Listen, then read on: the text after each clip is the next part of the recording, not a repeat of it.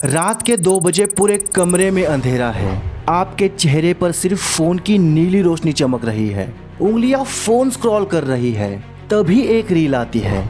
मुस्कान हंसते हुए चिप्स खा रही है। कैमरा धीरे धीरे नीचे जाता है और एक्सक्लूसिव लिखा आता है 400 रुपए। एक क्लिक, बस इतना सा क्लिक और आप कुछ एक्सक्लूसिव देख पाएंगे।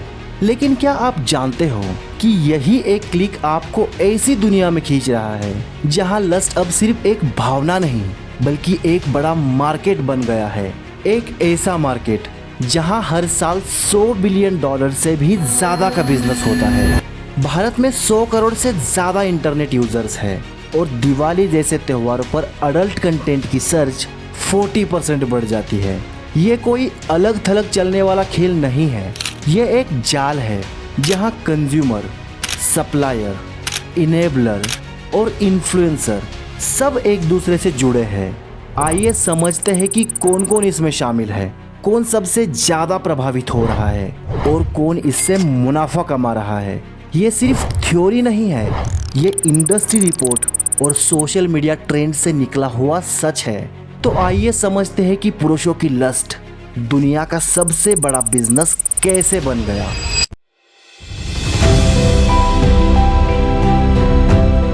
लोगों को लगता है कि lust is just a feeling, something private, बस ये खुद के दिमाग के अंदर है। लेकिन अब आपकी लस्ट प्राइवेट नहीं रही। अब लस्ट $100 बिलियन की इंडस्ट्री बन चुकी है, या कहे तो एक पूरी अर्थव्यवस्था।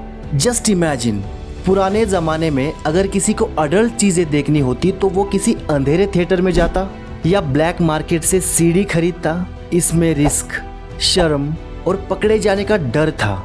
लेकिन आज लस्ट सिर्फ एक क्लिक से दूर है। क्या आप जानते हैं कि ये इंडस्ट्री ग्लोबली हर साल कितना कमाती है? 100 बिलियन से ज़्यादा।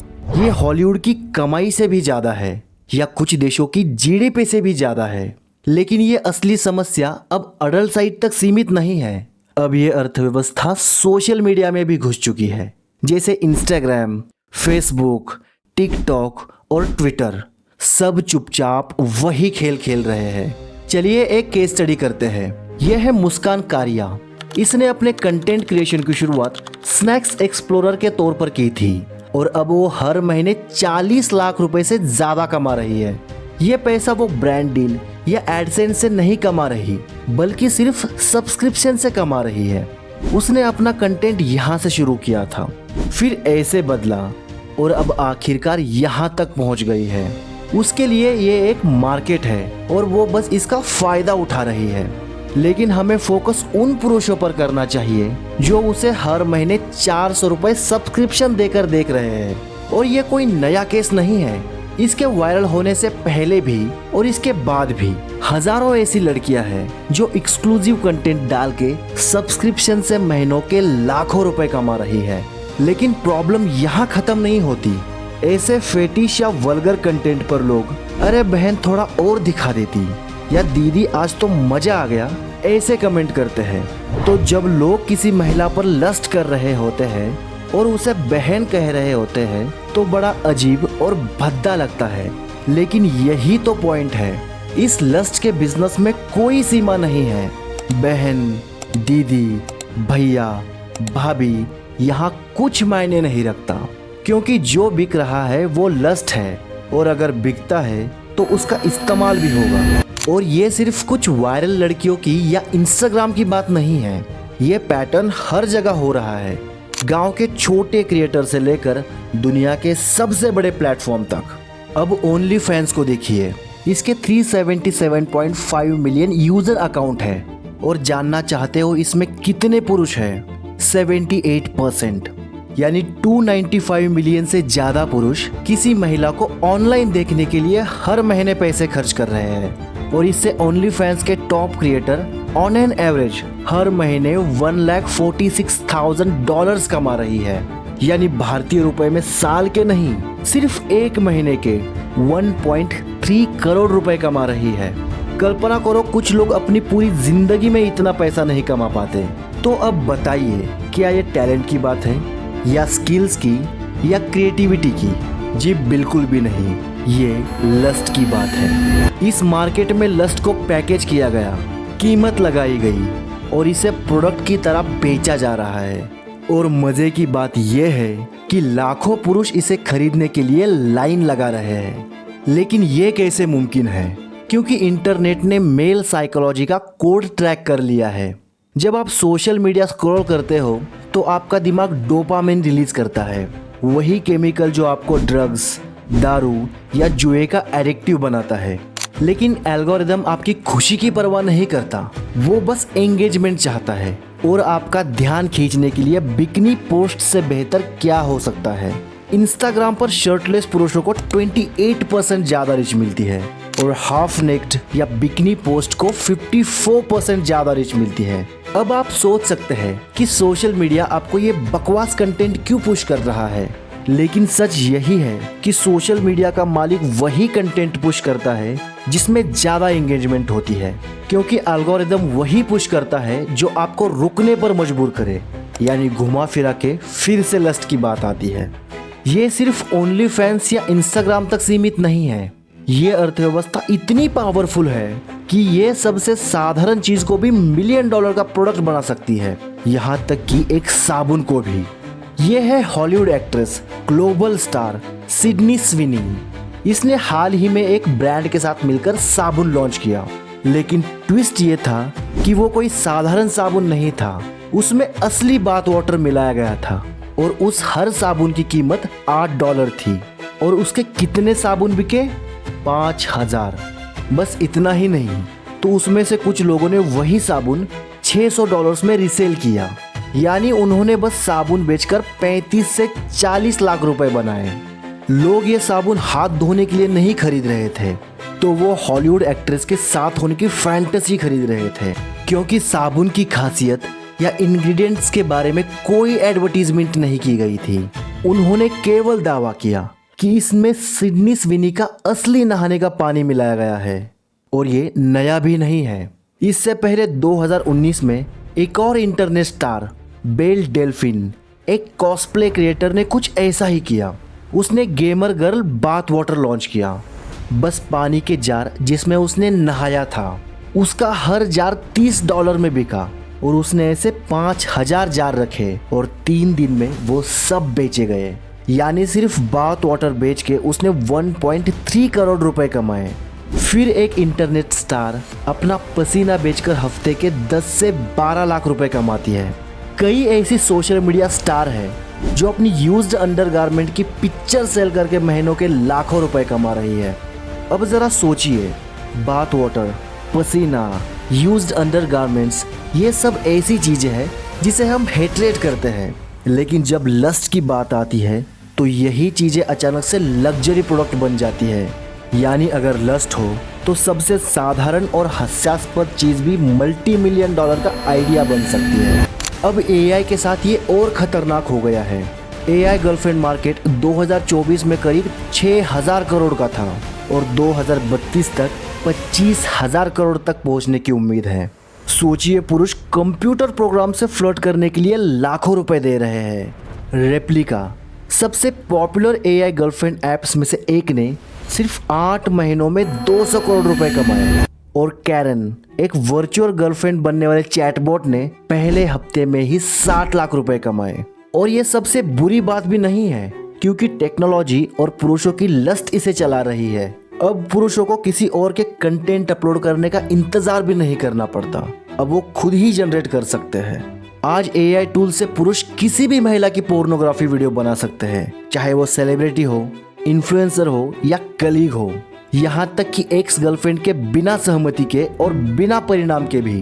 अब बड़ा सवाल ये है कि पुरुष इसमें क्यों फंस रहे हैं, वो इतने हताश क्यों हैं? सोचिए, ये स्कैम, सब्सक्रिप्शन, फेक प्रोफाइल्स कुछ भी नहीं होता अगर लस्ट एक मार्केट ना होता। इसकी डिमांड इतनी ज़्यादा है कि कुछ मिनटों की फेक इंटीमेसी के लिए लोग अपनी प्रतिष्ठा, पैसे, गरिमा सब कुछ दांव पर लगा रहे हैं। तो ये हताशा कहाँ से आ रही है? पहला कारण बायोलॉजी। पुरुषों में टेस्टोस्टेरोन ज़्यादा होता है, ड्राइव मजबूत होती है। लेकिन बायोलॉजी अकेले ये नहीं समझा सकती कि कोई अपनी आधी सैलरी सब्सक्रिप्शन पर क्यों खर्च कर रहा है, या टिंडर पर अजनबियों को वीडियो कॉल के लिए पैसे क्यों दे रहा है। दूसरा कारण अकेलापन। मॉडर्न लाइफ ने पुरुषों को पहले से कई ज्यादा अकेला बना दिया है। पहले गर्लफ्रेंड ना हो तो स्ट्रॉन्ग मेल फ्रेंडशिप होती थी, उनके साथ घूमना फिरना, कम्युनिटी, फैमिली साथ होती थी। लेकिन आज ज्यादातर पुरुष अपने कमरों में घंटों अकेले फोन स्क्रॉल करते हैं। दोस्ती कमजोर हो गई है, फैमिली से दूरी बढ़ी है, डेटिंग मुश्किल है। कई पुरुषों को रियल लाइफ में महिलाओं से बात करना तक नहीं आता। तो जब ऐसे लोग सीरियस होते हैं तो इंटरनेट पर फेक कनेक्शन ढूंढते हैं, क्योंकि पैसे के लिए ही सही, लेकिन कम से कम ऑनलाइन कोई तो है जो उनकी परवाह करता है। तीसरा कारण कल्चर। लड़के के बड़े होते ही उसे क्या सिखाया जाता है? मैन बनना है तो लड़कियां पटाओ, लड़कियां पसंद करेंगी तो तुम सक्सेसफुल हो। बॉलीवुड आइटम सॉन्ग्स फेंकता है, एड्स परफ्यूम से लेकर कार तक आधी नंगी महिलाओं से बेचते हैं। गाने, जोक्स, सब कुछ कहता है कि सेक्स अल्टीमेट गोल है। कल्पना कीजिए, ऐसे माइंडसेट वाला लड़का रियल लाइफ में ऐसा नहीं कर पाता तो फेलियर फील करता है। और जब कोई ऑनलाइन प्रोफाइल कहती है कि 500 रुपए दो और तुम जो चाहे वो मैं करूंगी, तो वो किसी भी तरह पाना चाहेगा। फिर पेट्रीआर्की सोसाइटी पुरुषों को कहती है कि सेक्स उनका हक है। रियल लाइफ में नहीं मिलता तो फ्रस्ट्रेशन बढ़ता है और फिर वो फ्रस्ट्रेशन इंटरनेट पर जाता है। सोसाइटी, कल्चर और प्लेटफॉर्म्स ने एक लूप बनाया है जहां पुरुषों को लगातार कहा जाता है कि उन्हें सेक्स, महिलाएं या इंटीमेसी चाहिए, और फिर इंटरनेट पर उन्हें फेक वर्जन बेच दिए जाते हैं। सब सोचते हैं कि पुरुष एक कस्टमर है, मजा ले रहा है, पैसे खर्च कर रहा है और जो चाहता है वो पा रहा है। लेकिन अगर करीब से देखिए तो पुरुष ही भारी कीमत चुका रहे हैं। पहले पैसे बर्बाद कर रहे हैं, लेकिन आप कहेंगे कि पैसे की परवाह कौन करता है। लेकिन कुछ चीजें हैं जिनकी परवाह हमें करनी चाहिए। पहला, मेंटल हेल्थ।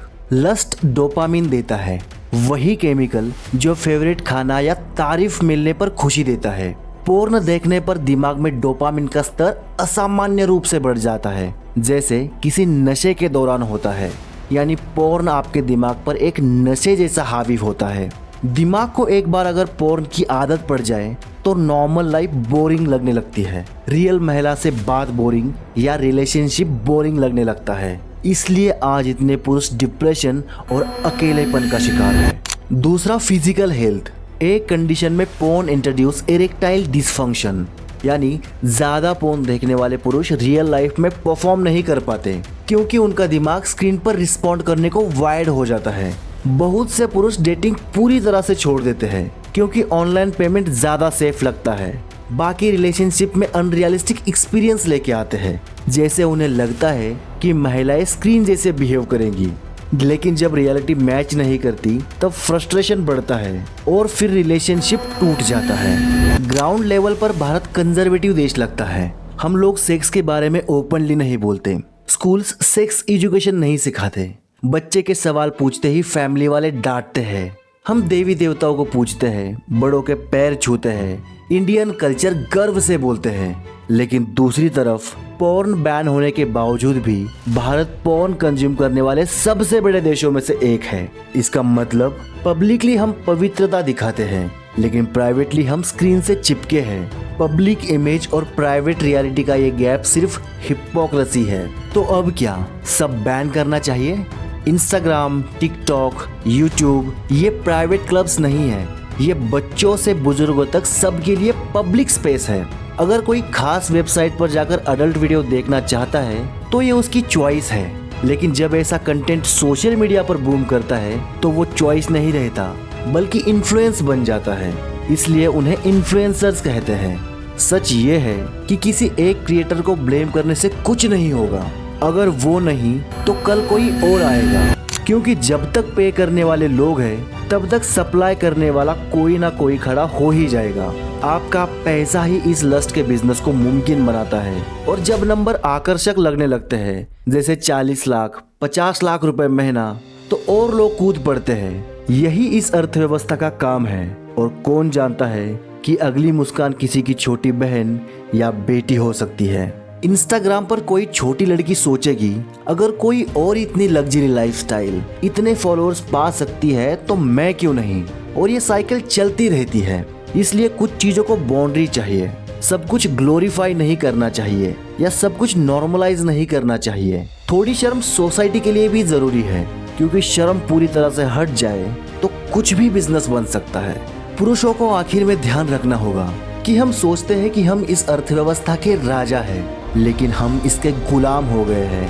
हम पैसे, फोकस, मेंटल हेल्थ, फैमिली सब खो रहे हैं। एक बार खुद से पूछो, क्या तुम ऐसे इंसान के रूप में याद किए जाना चाहते हो जो इंस्टेंट प्लेजर में खुद को खो बैठा हो? खुद से कुछ बड़ा बनाओ, अपनी भावनाओं पर कंट्रोल पाओ और अपने असली गोल्स पर फोकस करो।